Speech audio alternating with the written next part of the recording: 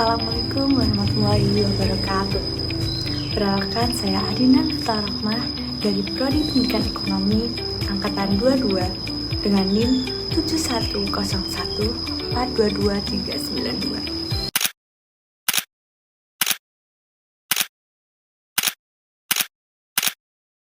Ya, perseteruan antara Amerika Serikat dengan China seperti tak ada habis-habisnya. Jika 2018 hingga 2019 lalu mereka mengguncang perekonomian dunia dengan perang dagang, lalu sempat sedikit reda karena perang dagang antara Amerika Serikat dengan China. Kita tahu setelah saling berbalas tarif atau biaya masuk impor, kemudian aksi Trump memblacklist Huawei. Tarif impor produk Tiongkok bernilai 60 miliar dolar Amerika atau sekitar 824 triliun rupiah. Tidak menunggu lama, Tiongkok membalas dengan melakukan hal serupa. Nah teman-teman, dari berita tadi kalian tahu nggak sih sebenarnya apa sih perang dagang antara Amerika dan juga China, dan apa hubungannya antara perang dagang Amerika dan juga China dengan tarif impor yang telah ditetapkan Amerika Serikat dan juga China. Perang dagang antara Amerika Serikat dan juga China dimulai pada tahun 2018 ketika pemerintahan Amerika Serikat di bawah Presiden Donald Trump dengan memperlakukan tarif tinggi terhadap barang-barang impor China dengan tujuan mengurangi defisit perdagangan Amerika Serikat dan juga relokasi rantai pasok global. Setelah adanya pemberlakuan tarif oleh Amerika Serikat terhadap barang-barang China, kemudian China membalas terhadap tarif barang-barang Amerika Serikat. Konflik ini kemudian menjadi kompleks, karena konflik ini tidak hanya mengubah dinamika perdagangan internasional, tapi juga memperlihatkan bagaimana persaingan yang ketat antara dua kekuatan ekonomi terbesar di dunia, baik dalam perdagangan barang ataupun dominasi teknologi. Meskipun ada beberapa fase negosiasi dan penandatangan kesepakatan bersama, namun ketegangan antara dua negara ini masih berlanjut sampai saat ini. Untuk kronologi lebih lanjut, kita tonton video berikut ini. Perang dagang dua negara adidaya. Perang dagang antara Amerika Serikat dan China yang dimulai pada masa pemerintahan Donald Trump merupakan salah satu konflik ekonomi terbesar dalam sejarah modern. Selama kampanye Presiden Donald Trump tahun 2016, Donald Trump berjanji untuk mengurangi defisit perdagangan Amerika Serikat dengan China, yang kemudian ia kaitkan dengan praktik perdagangan yang tidak adil, seperti pencurian kekayaan intelektual dan kurangnya akses oleh perusahaan-perusahaan Amerika Serikat ke China. Pada awalnya, Trump mengenakan tarif besar terhadap barang-barang China, dimulai dengan produk baja dan aluminium pada Maret 2018.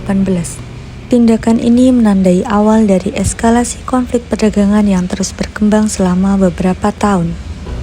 Tarif tersebut segera diperluas hingga mencakup produk senilai miliaran dolar, dan China merespon dengan mengenakan tarif balasan pada barang-barang Amerika. Tarif tidak hanya mempengaruhi produk industri, tapi juga sektor pertanian dan teknologi, dua sektor yang sangat vital bagi kedua negara. Pada pertengahan 2018, perang dagang mulai memasuki fase yang lebih luas dan rumit.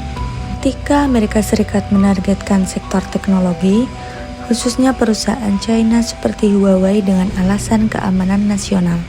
Pemerintah Amerika Serikat memberlakukan sanksi yang membatasi akses Huawei ke teknologi dan komponen yang diproduksi oleh perusahaan Amerika, dengan tuduhan bahwa perusahaan itu terlibat dalam spionase dan memiliki hubungan erat dengan pemerintah China. Huawei kemudian dimasukkan ke dalam daftar hitam yang memicu ketegangan lebih lanjut, terutama karena teknologi menjadi arena baru dalam perang dagang ini. Pada 2019, eskalasi mencapai puncaknya ketika Amerika Serikat meningkatkan tarif pada barang-barang China senilai $200 miliar. Sementara China juga membalas dengan tarif pada produk-produk Amerika senilai $60 miliar. Pada titik ini, dampak perang dagang mulai terasa di seluruh dunia. Rantai pasukan global terganggu. Perusahaan-perusahaan besar di sektor teknologi, otomotif, dan pertanian mulai merasakan dampaknya. Amerika Serikat dan China terlibat dalam serangkaian negosiasi yang berlarut-larut sepanjang tahun 2019. Pada Januari 2020, kedua negara menandatangani kesepakatan perdagangan fase 1. Di Osaka, keduanya telah melakukan negosiasi dagang yang cukup menjanjikan. Trump pun berharap tidak hanya dirinya yang menganggap pembicaraan di Osaka adalah hal yang positif, tetapi juga Presiden Xi Jinping, sehingga Xi dapat segera menyetujui kesepakatan tersebut. Presiden Trump juga mengatakan bahwa surplus perdagangan China yang cukup besar atas Amerika Serikat selama bertahun-tahun mengartikan bahwa kesepakatan perdagangan potensial dengan China harus menjadi kesepakatan yang menguntungkan juga bagi Amerika Serikat. Karena Trump merasa selama bertahun-tahun ini China lah yang terus diuntungkan dari setiap transaksi perdagangan dengan Amerika Serikat. Make a great deal, if we don't make a fair deal, it has to be better for us than for them because they had such a big advantage for so many years. In other words, you can't make a 50-50 deal when somebody else has been absolutely, I've been talking about this for years. I expect him to move, and if he doesn't move, that's okay too. I'm very happy either way, but I think we have a good chance of making it. Pada berita tadi, kita tahu bahwa kedua belah pihak telah melakukan kesepakatan. Dalam kesepakatan tersebut, pihak Cina menyetujui untuk meningkatkan pembelian barang-barang Amerika, terutama dalam sektor pertanian, sebagai upaya untuk meredakan ketegangan yang ada. Pandemi COVID-19 yang meletus pada awal 2020 semakin memperumit situasi. Pandemi mengubah prioritas global, tapi hubungan Amerika Serikat dan China terus memburuk ketika Trump secara terbuka menyalahkan China atas penyebaran virus tersebut. Di tengah pandemi, ekonomi kedua negara mengalami tekanan besar. Namun, ketegangan dalam perdagangan dan teknologi tetap ada, terutama dengan semakin pentingnya teknologi digital dan rantai pasokan yang lebih tergantung pada produk-produk dari China. Setelah pandemi COVID-19, perang dagang antara Amerika dan juga China telah masuki babak baru dalam pemerintahan Joe Biden. Namun sayangnya, pada babak baru ini, bukan akhir yang menyenangkan atau happy ending, sebab Joe Biden telah menerapkan tarif baru terhadap barang-barang impor Cina. Perang dagang antara dua raksasa ekonomi dunia yaitu Amerika Serikat dan China kembali memanas dan masuki babak baru. Hal ini dipicu kebijakan pemerintah Joe Biden yang meningkatkan tarif pada produk impor asal China. Di antaranya kendaraan listrik, sel surya, dan baterai lithium ion. Kemudian semikonduktor baterai, mineral-mineral penting hingga jarum suntik. Adapun dasar kebijakan pengetatan tarif impor negeri pemasang terhadap produk Cina senilai 18 miliar dolar Amerika Serikat tersebut adalah untuk melindungi industri dalam negeri Amerika dari persaingan yang tidak sehat. Presiden Joe Biden menyatakan pemerintah China memberikan subsidi besar-besaran pada semua produk sehingga mendorong perusahaan-perusahaan Cina untuk memproduksi lebih banyak lagi dibandingkan kemampuan serap pasar global. Dampaknya, perusahaan China bisa menjual produk dengan harga yang murah.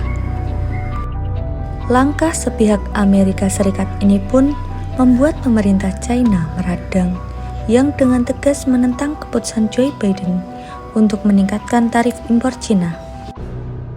Bahkan, Kementerian Perdagangan China menilai langkah tersebut sebagai manipulasi politik dan mendesak Amerika untuk membatalkan kenaikan biaya masuk. Sementara itu, Menteri Keuangan Indonesia Sri Mulyani memprediksikan bahwa perang dagang antara Amerika Serikat dan juga China masih akan terus berlanjut hingga 10 tahun ke depan, sehingga akan dikhawatirkan akan berdampak pada ekonomi global dan juga Indonesia. Antara Amerika dan Tiongkok dalam bentuk trade war dan chip war telah menimbulkan fragmentasi global serta disrupsi perdagangan dan investasi.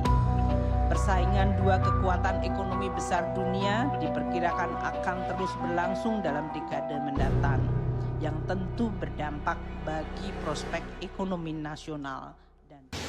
Hingga saat ini, perang dagang antara Amerika Serikat dan juga China masih menjadi konflik yang berkelanjutan. Kedua negara ini masih terlibat dalam persaingan yang ketat dalam sektor ekonomi, teknologi, dan juga geopolitik. Seperti yang dikatakan oleh Ibu Sri Mulyani, Menteri Keuangan Indonesia, dampak perang dagang antara Amerika dan juga China tidak hanya dirasakan oleh kedua negara saja, namun oleh ekonomi global yang terus menghadapi tantangan untuk menjaga stabilitas dan juga pertumbuhan di tengah ketegangan yang berlarut-larut.